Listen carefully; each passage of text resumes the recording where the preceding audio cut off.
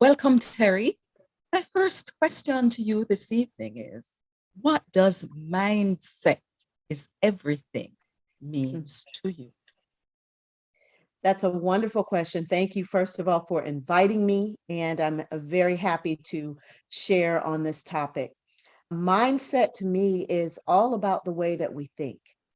And the way that we think is a result of many of the experiences that we have had in our lives. From the time that we are children all the way up to and through the time that we are adults. And especially if those experiences are reinforced, then they become beliefs for us. And that has to do with our mindset, and mindset colors everything that we experience. So, for example, if I believe that it's difficult for me as a Black female to move up the ranks in a company, then when I go and apply for roles or positions within that company, I'm going to have a certain type of body language. I'm going to have a certain type of expectation, and those things will actually have an impact on what comes out of my mouth and the behaviors that I have, because I'm walking into that situation with a particular mindset, and that affects everything, my emotions and my behavior. I just want to emphasize a little bit of what you said. Are you saying that if I walk into an interview feeling that I'm not good enough, that is going to affect my responses? That is exactly what I am saying. You hit the nail on the head. Thank you. Mhm. How does this title fit with the work that you do with your own clients? Oh my goodness, it is an integral part of what I do with my clients. As a mental health therapist, of course, there are hundreds of approaches to doing therapy and work with people. The place where I've landed and the place where I have become most comfortable and seen the most success is helping clients to understand just what we're talking about and how their mindsets actually influence the outcomes and what they experience in their lives. And the next step away from that is helping them to be open to seeing different perspectives and begin the process of, trying those different perspectives on for themselves. And as they do that, it is amazing how different opportunities open to them. And it's not that those opportunities were new, those opportunities were there all along. Because of their mindsets, they were unable to see them. Thank you for that. Can you paint a picture of what this should mean to our audience? We're focusing on those individuals who have lost their jobs because of ageism, or those with felony records who are seeking employment. What should this mean to them? Yes. I think the very first thing that it should mean for them is an opportunity for them to step back, to step away from what they have always done. We get trapped by that. For example, and we hear this not only in settings with people who are on jobs, but I grew up in the church. We definitely hear it in the church. This is how it's always been done.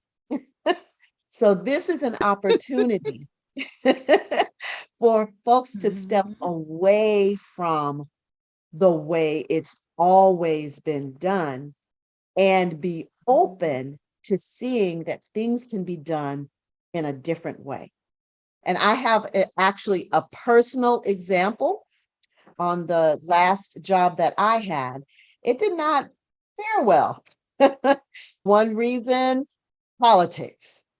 And I actually lost that job. And as a result of losing that job, I had to step back. And now I believe I was 51 when I lost the job. Okay. So I had to step back, step away from that and look at my life and look at the experiences that I've had and decide, make a decision to do something different, to take account of those experiences and see how I might be able to apply those experiences in a different way so that I could build a new path for myself. And so now here I am. This happened 4 years ago, 4 years ago. And so now here I am with a private practice, speaking engagements, doing empowerment sessions and coaching and training, Okay. and even following one of my passions and doing some acting and actually getting paid for it. It's really cool.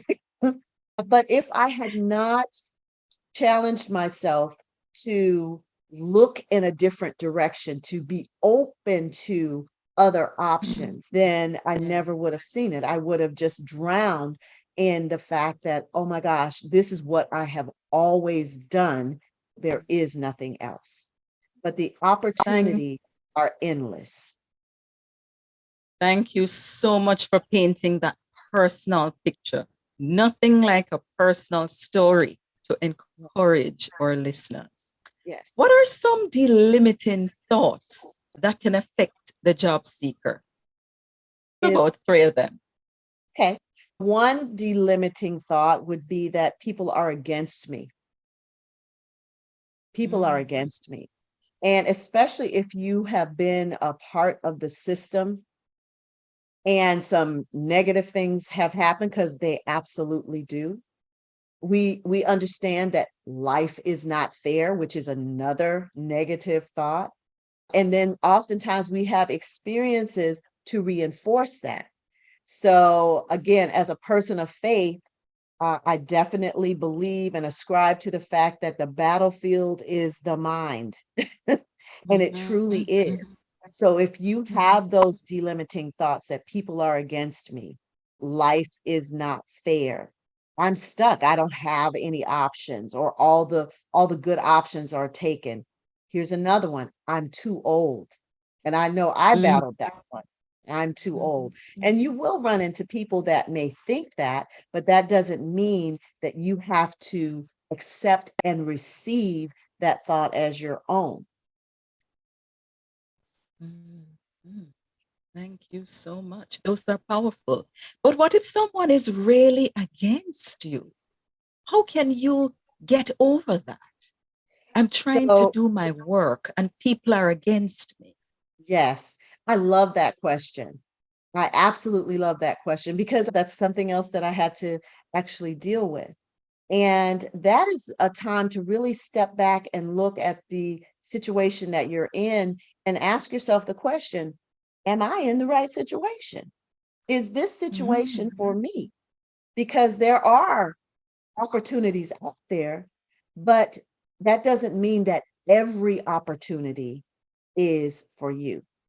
And again, I continue to rely and share, my faith in that there is a specific path for each individual. I don't think that the paths that we are on occurred randomly. I think they are there for purpose. Even if it's a rough path, the question is, what can I learn from this? What can I gain from this? And know that if you're in a place and it's not a good fit, find a fit. Find the good fit. Be open to finding that good fit. And actually say that I'm looking for my best fit. And so make a assessment of what are your strengths? What are the things that you are naturally inclined to do and could do even if you weren't paid for it? That is your path. That's how you find your path. And then you pursue those things intentionally. Don't stay someplace where you're miserable. Life is too short. Too short. Thank you. That is powerful. But is it possible to totally avoid negative thoughts? No, There's actually there's actually research that's been done by the Science Foundation. They researched thoughts, and what they found is that we can have over 6,200 thoughts in a day. 80% of those thoughts are negative, and Wow. 50% of those negative thoughts are repetitive. So we can't avoid the negative thoughts. They're going to come. But what we can do is we can choose which thoughts we are going to focus on, which Okay. thoughts we're going to Mhm. focus on. So just because you have the negative thought doesn't mean that you have to focus on and ruminate on that negative thought. You can notice it. I see that negative thought, Hmm. but I'm choosing to release that thought, and I'm going to set my mind on whatever positive thing that you have decided for yourself. I think, and one of the things that I tell Thank my you. clients is that too often we feel, I think we get trapped in that cycle and we feel like we don't have control, but we do. We have the I power. When I'm working with my clients, oftentimes they'll come in, they'll have depression or they'll have anxiety. And one of the primary characteristics or symptoms of depression and anxiety is ruminating thoughts. And the thoughts that they're ruminating on is they are not positive thoughts, they're negative thoughts. And when we get caught in that cycle, I really think that we fall into the pattern of thinking that we don't have control over what we think, but we do have the power to choose what we think. Now, Okay. once you're in that cycle for a long time, granted, it's going to be difficult to move away from thinking those negative thoughts all the time, but it's not impossible. And if you practice it, that's how you begin to move towards perfecting it or making it permanent, I should say. Mm, okay. Thank you. What are some steps that one going through a period of unemployment could take? Towards gaining Avoiding those employment or the negativity. Yes. okay. Negative thoughts to in order to gain the employment. Okay, absolutely. One of the things that they can do is journal. I'm a strong proponent of journaling. Something about journaling, it triggers a different portion of your brain. It helps you to externalize the thoughts that are in your mind and put them on paper and see things differently. So I definitely am a proponent of and strongly recommend the process of journaling for men and for women. The second Mhm. thing that they could do is to get out there. It's not going to Mm, come to you. You got to get out there and not just get out there and apply for jobs, but get out into situations in which you can network and meet people, because the best jobs don't come because you applied for it and got it. The best job comes through the relationships that you have built along the way, and somebody knows somebody else, or they know of something that they can recommend or refer you to, or who knows, you may meet the person that has a job to offer you. And building relationship is definitely very powerful and very effective and helping to move along in the direction that you want to move along. A third thing that they can do is be very clear on what their mission and what their vision is for themselves. Because do you just want any job, or do you want something where you can use your gifts, your skills, and your talents? Right. And that you will actually enjoy. Because if you really enjoy it and you have a propensity towards that thing, you have gifts that you can apply and creativity and motivates you, then you're going to really excel at it. And that also opens up doors of opportunity. So even in your journal, write down a mission statement. Write down what you envision for yourself and actually see that in your mind. Write down your goals. All of those things are extremely important. And people who write down their goals are 20% more likely to actually achieve those goals as compared to those who do not write them down. Thank you. How can your services benefit our audience? How can they Hi, reach you? how can they reach me? They can certainly follow me on Instagram. I am at the Mental Health Mike, MIC, on Instagram. And then they could also call me. My phone number is 561 223 1855. And I do offer mindset coaching to help people, deal with those thoughts and fears and concerns that come up, helping them to better understand their gifts, their talents, and how they can impact the world with them. Again, they can reach me on Instagram at the Mental Health Mike, MIC, and please follow and share. And then the phone number is 561 223 1855. Thank you. Is there anything we have not covered that you would like to share? I would say the only other thing that would be extremely important to cover is dealing with fear and or shame. We can definitely run into those emotions and they can hinder us, they can keep us from moving forward. And so I have an acronym for fear. First of all, there's a kind of a standard acronym for fear that other people may have heard of, which is false evidence appearing real. So my acronym for fear is face everything and rise.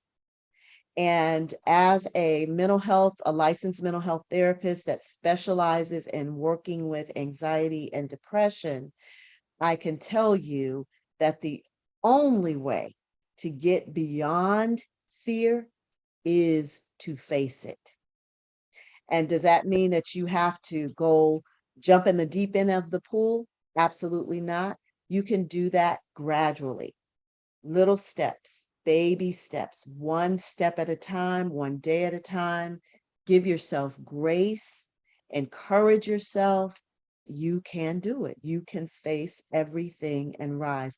And the beautiful thing is, once you are on the other side of that, and you look back at that fear, the thing that you feared, and you're like, what was I afraid of? It's not even that big of a deal. But we make it to be that big of a deal in our minds. That's why I said the battlefield is definitely in your mind. Thank you for being with me today, Terri. I really enjoyed your company. I know our audience will be blessed. They have received enough information to get out of that dark space and to Yes. make things happen for themselves. Thank you. Wonderful. Thank you. It's been my pleasure.